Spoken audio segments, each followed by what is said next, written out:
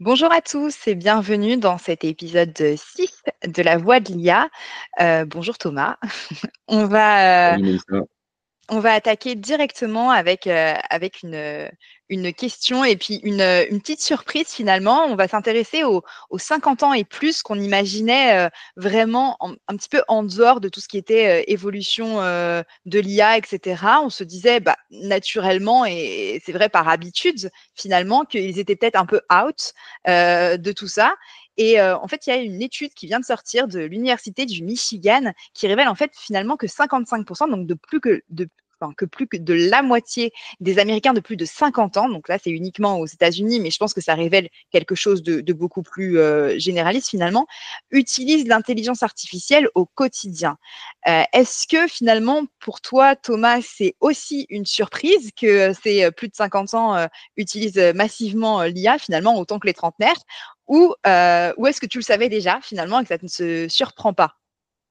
Non, mais en fait, alors, je ne savais pas exactement dans quelle proportion, mais je ne suis pas surpris parce que je pense que c'est une technologie qui est plus facile à appréhender que d'autres et qui arrive à un moment donné où en fait, les seniors ont eu le temps d'apprivoiser le téléphone portable. euh, Ils ont eu le temps d'apprivoiser quelques applications comme même Facebook. Ils sont tous mis à Facebook après notre génération, et même Instagram pour certains. Et donc, ils connaissent ces outils. Et voilà un nouvel outil qui arrive. On télécharge l'appli et on a juste à poser une question dans un champ. Donc, c'est super simple. Et après, on chatte. Oui, les seniors, ils sont aussi mis à WhatsApp pour justement rester en contact avec les autres générations, Avec entre eux, nos etc. petits-enfants et tout. WhatsApp. Donc, les gens, ils savent ce que c'est que le chat. Et là, on leur propose un outil où on chatte et on a quelqu'un qui répond instantanément et de façon plutôt bien construite et sur n'importe quel sujet. Alors oui, il y a le risque d'affabulation. Ça, c'est effectivement une vraie préoccupation. Mais je veux dire, quand on met ça dans la main de quelqu'un, senior ou pas senior, c'est quand même tentant à un moment donné de poser toutes sortes de questions et de voir jusqu'où on peut l'emmener. Donc ça va aider à rédiger un petit discours pour le mariage, pour son fiston. On va pouvoir poser une question sur la santé. Tiens, est-ce que c'est normal, j'ai ça comme symptôme? Des questions sur le gros cliché, bon, tu vois, le jardinage, des questions Ouais. sur tout et n'importe quoi, en fait. Donc, sur l'astrologie, vraiment, enfin, Ouais, à finalement, vrai ce que dire, tu dis, c'est qu'il n'y a pas de différence avec nous. Au final, ils l'utilisent autant que, enfin, avec nous, avec les trentenaires, etc. C'est que finalement, peu importe l'âge, l'IA, c'est un peu universel, quoi. Son adoption, en tout cas. ah oui, alors oui, pourquoi? Parce qu'on parle de large language model, donc de modèles de langage qui utilisent le langage, et là on est en train de chatter dans une chatbox. Donc c'est très simple, il suffit de discuter. Donc on arrive à un stade où les seniors savent maintenant taper sur leur téléphone. Voilà, donc ils ont eu le temps d'apprendre avec WhatsApp, donc ils savent faire. Et donc là, ils ont quelqu'un qui va leur répondre tout de suite, et on peut l'interroger sur tout et n'importe quoi. Donc je pense qu'il y a même des contenus un peu inavouables. Enfin, ce serait pas triste, à mon avis, si on fouillait dans les historiques ChatGPT des seniors. Enfin, à vrai dire, je pense que c'est vrai d'un peu tout le monde. Mais voilà. Donc, et puis aussi tout ce qui est l'aspect psychologie, conseil, que faire, voilà, comment réagir en telle circonstance, ou qu'est-ce que ça veut dire, j'ai rêvé de ça, qu'est-ce que ça veut dire. Enfin, il y a vraiment, ça part dans tous les sens. Donc moi, je suis pas étonné. Je pense que, et de la même façon, en fait, alors d'une certaine manière, ça n'a rien à voir, mais dans certains pays qui sont pas encore complètement développés, où d'ailleurs il y a encore de l'illettrisme, Ouais. euh, on, on- on met dans les mains des gens un outil où, à la limite, on n'a même pas besoin d'écrire, on peut aussi parler, parce que c'est la beauté aussi, c'est que ces IA de langage, on peut taper, mais on peut aussi parler, on peut enregistrer un message, et maintenant l'IA va comprendre et va me répondre à l'oral aussi. C'est ça qui est beau, c'est l'écrit et l'oral. Donc, en fait, ça va au-delà des anciennes frontières qu'on connaissait en termes d'adoption. C'est très simple, c'est très très simple. En Inde, dans un petit village, voilà, les personnes sont peut-être illettrées, mais en fait, elles comprennent très vite comment discuter et avoir des infos. En plus, ce Oui, sont des outils qui vont pouvoir être disponibles, même parfois hors connexion. C'est-à-dire que ouais, maintenant, on arrive à miniaturiser les modèles suffisamment pour les faire tenir sur le téléphone, pour que le téléphone, il n'ait même pas besoin de se connecter à Internet pour me répondre sur un éventail de sujets déjà assez large. Donc, c'est complètement oui, incroyable, hein, parce que c'est révolutionnaire. Donc, tu vois, que ce soit la santé, la psychologie, les loisirs, c'est fin. Et donc, je ne suis pas du tout étonné que les seniors s'emparent de ces outils. Et ça me fait d'ailleurs penser aussi que les plus jeunes générations, évidemment, les jeunes avec l'école, les devoirs. Donc, évidemment, là, on se demande comment l'éducation, ils vont pouvoir gérer ça pour le pire ou pour le meilleur.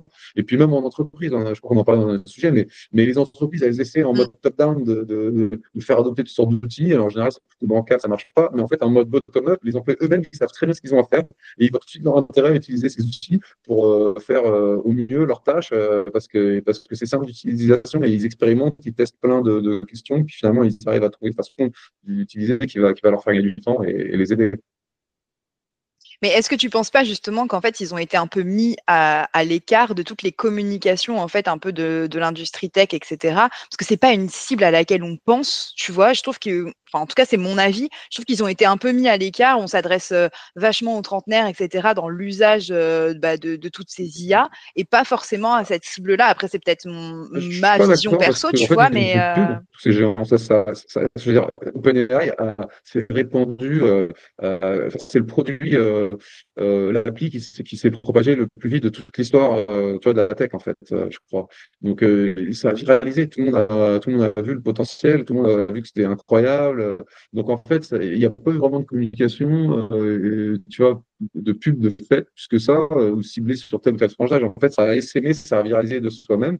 Et donc, évidemment, ça a démarré avec ceux qui étaient en âge enfin, ceux déjà qui ont construit cette technologie, donc un public pendant tech moi, ouais. un peu jeune, mais après, ça a dépassé les Ouais. frontières, ça arrive dans tous les pays. Maintenant, ça touche tout le monde. C'est inarrêtable, bien sûr. Toi, ta mère, par exemple, elle sait ce que c'est ChatGPT Alors, non, et, bonne et question. elle Mais non, alors, je l'utilise. crois que pas trop encore. Tu vois, effectivement, là, c'est un peu le contre-exemple. Pas trop, certains oui. Mais ils ont entendu parler, ils savent ce que c'est. Mais j'en ai pas parlé plus que ça, mais pas trop. Ça dépend des tentes. J'ai des tentes, oui, qui sont assez piquées, mais ça va dépendre encore. Tu vois, donc peut-être en France, Ouais. je sais pas. Mais je connais plein d'autres exemples par ailleurs. Oui, oui, ils l'utilisent. Ils utilisent aussi les IA pour faire des images. Donc non, il y a une adoption, et puis je pense que ça va continuer, tu vois. Donc, parce qu'il y a aussi, Mais c'est d'ailleurs ce que précisait. par exemple, Ouais, tu me disais quoi? WhatsApp, comment dire, en Europe, c'est pas encore possible, mais dans d'autres pays du monde, tu peux chatter aussi avec l'IA de WhatsApp directement. Donc, en fait, c'est intégré directement dans WhatsApp, tu vois.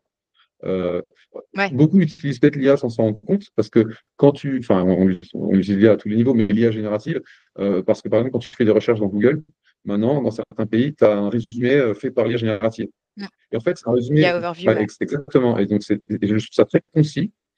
Il y a très peu d'affabulation. Quand on fait des vérifications, on s'aperçoit que à chaque fois, c'est plus ou moins vrai ce qu'ils disent. Et c'est concis, c'est précis, c'est carré. En fait, c'est souvent la réponse à ta question. Et c'est vrai que tu n'as plus besoin forcément de cliquer sur un lien. Et alors, du coup, Mm. les éditeurs, qu'est-ce qu'ils vont devenir? Ceux qui produisent le contenu derrière. Donc là, tout ça n'est pas encore tiré au clair. Mais moi, en tant qu'utilisateur, c'est vrai que ça me fait gagner un temps fou. Parce qu'il y a tous les outils qui sont apparus en plus. Et tout ça. Mais le bon vieux Google, maintenant, bah, on a l'IA générative dedans. Et moi, ça répond à mes questions. Le plus souvent, je n'ai pas forcément besoin d'aller bien plus loin, quoi. Ouais, donc ce que tu dis, bah, de toute manière, c'est ce qu'on dit. C'est-à-dire que toi, tu dis deux choses finalement, que de toute manière, ils seront de 50 ans ou plus ou moins, ou finalement, on sera tous de toute manière confrontés à utiliser l'IA dans notre quotidien, peu importe ce qu'on fait, parce qu'en fait, l'IA va se greffer un peu à tous nos usages. Et c'est d'ailleurs ce que souligne l'étude ici, c'est-à-dire qu'elle dit que eux, ils utilisent l'IA, oui, mais tu vois, il y en a beaucoup, majoritairement, en fait, c'est par exemple pour tu sais, les caméras de surveillance, pour la domotique, etc. Donc en fait, ils ont aussi leurs usages à eux dans leur vie quotidienne. Peut-être qu'ils ne vont pas demander à ChatGPT chaque jour de leur faire ça ou ça comme tâche.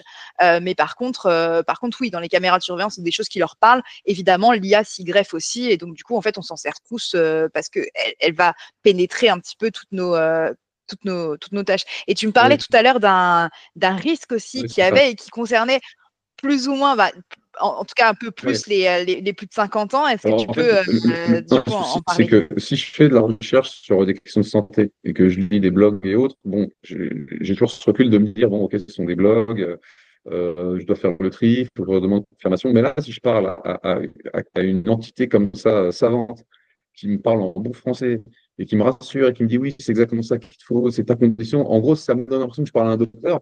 Il y a forcément une bonne partie des gens qui risquent de se dire, bon, bah, ok, je parle à un docteur, ça a l'air crédible, c'est bien expliqué, ça fait sens, c'est ce qu'il me faut. Et là, du coup, le risque, c'est de se faire de l'automédication et en fait, bah, de s'empoisonner, de ne pas faire ce qu'il faut et de se priver d'aller voir un docteur qui aurait vraiment résolu le problème parce que ces IA ne sont pas encore de vrais docteurs assermentés. C'est très risqué tout ça. Donc on est un peu dans un entre-deux comme ça qui peut être dangereux. Et même plus largement, il y a vraiment ce risque d'addiction. Il y a un des, on va dire, des grands pontes de l'IA, c'est le directeur de l'IA chez Microsoft, hein, Mustafa Suleyman. Il a écrit un essai très remarqué il y a quelques semaines.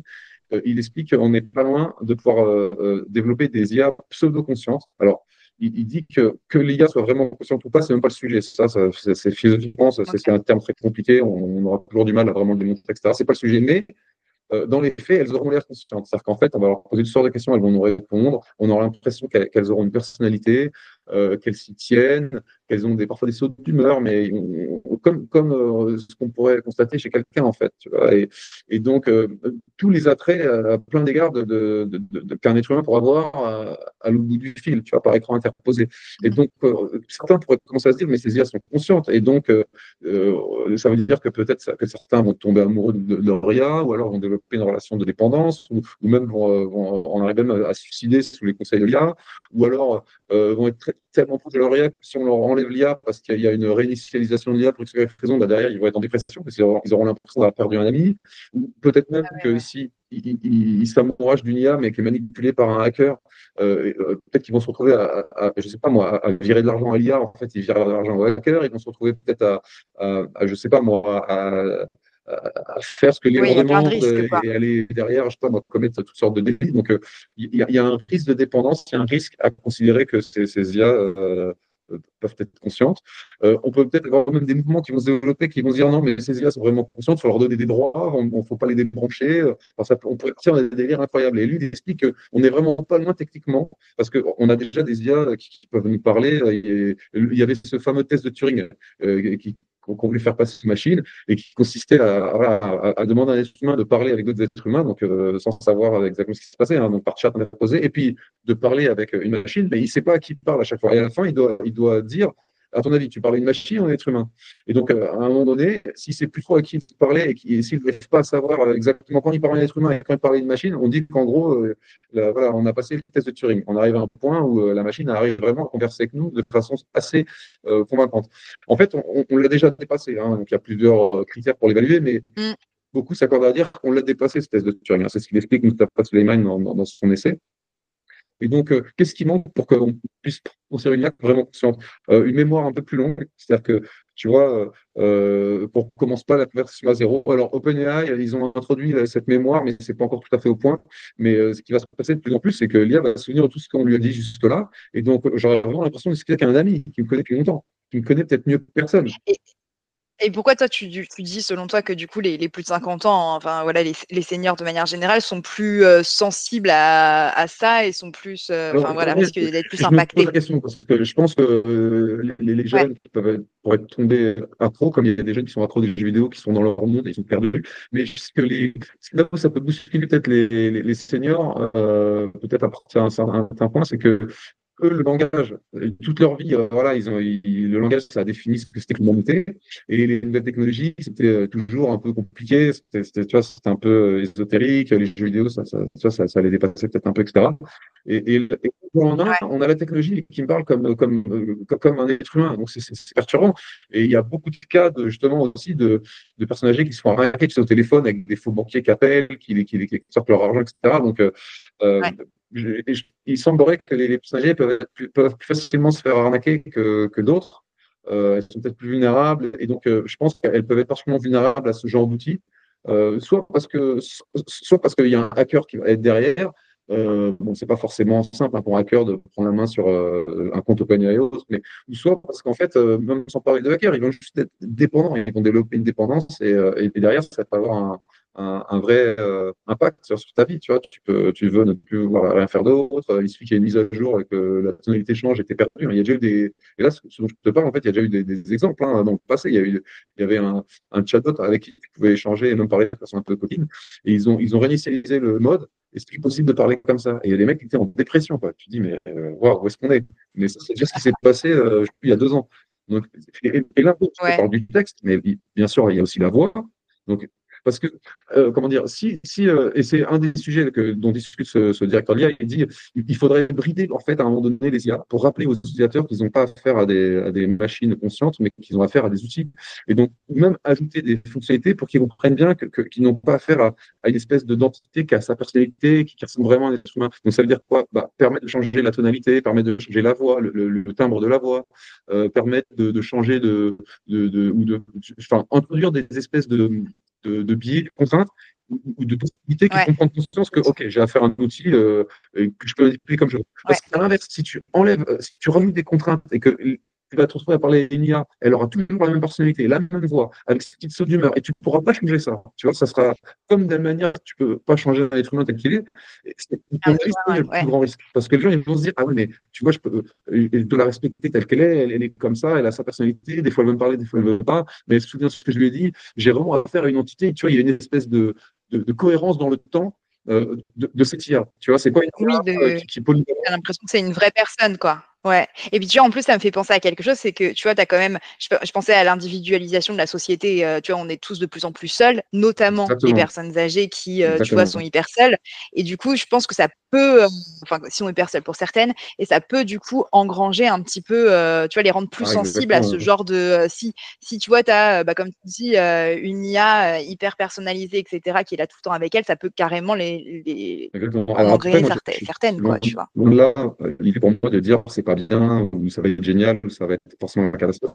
C'est juste qu'en fait, on ne peut pas savoir. Ouais, bien C'est une sûr. expérience qu'on est en train de vivre. On ne peut pas prévoir l'impact de ces technologies. Ça, à mon avis, il va y avoir du bon et du moins bon. On n'est pas prêt. Mais il y a des raisons un peu de Bien s'inquiéter, sûr. tu vois. Donc, c'est pas, voilà. Mais oui, de fait, les seniors adoptent ces technologies parce qu'elles sont simples d'usage. C'est ça le point à retenir. Ouais, son simple usage. Et puis, bah, du coup, le dernier point de l'étude, c'était qu'il y a quand même, ils sont quand même une majorité à faire confiance à l'IA. Ils sont 54%. Bon, voilà, c'est mitigé. Mais en tout cas, voilà, il y a quand même 54% qui ont une confiance en l'IA, etc. Et donc, Mais du coup, c'est qui toujours sont le aussi problème. C'est toujours le problème possiblement plus en exposés à ça, communication quoi. avec quelqu'un qui peut Ok, répondre bah écoute, de façon ouais, structurée avec aplomb. Bah, c'est convaincant, tu vois, ça c'est un impact sur toi. Tu te dis, OK, il a l'air de savoir de quoi il parle, tu vois. C'est pas quelque chose qui bafouille avec des bouts de partout. Non, là, c'est quelque chose de structuré tu vois, en bon français, c'est clair, c'est net, c'est précis, il y a un début, il y a une fin. OK, bah forcément, ça enlève, quoi, tu vois. Donc, ça, c'est à l'écrit, mais aussi bien à la voix. Et encore une fois, ce qu'on ne comprend pas, c'est que bientôt, ce qui va arriver, c'est qu'il y aura aussi un avatar vidéo en 3 dimensions, comme si j'avais un être humain en face de moi, tu vois. ouais. Là, on discute par écran interposé, mais en Oui. fait, dans quelques années, je pourrais très bien parler avec une IA, ça sera le même rendu. En fait, genre même ça sera difficile pour moi d'être sûr et certain que j'ai pas affaire à, tu vois, une IA.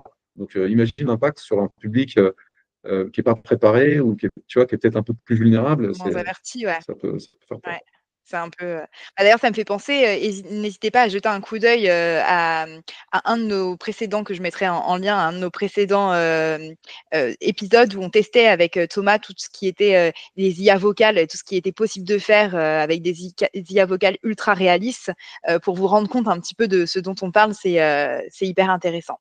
OK, bah, écoute, merci Thomas, en tout cas de cette vision que tu as eue sur les seniors et puis, bah, de cette prévention. Heu On verra comment ça se passera, mais en tout Yes. cas, c'était hyper intéressant. Et À la puis, bah, on se prochaine. retrouve bientôt Ciao. pour un nouvel épisode. Merci.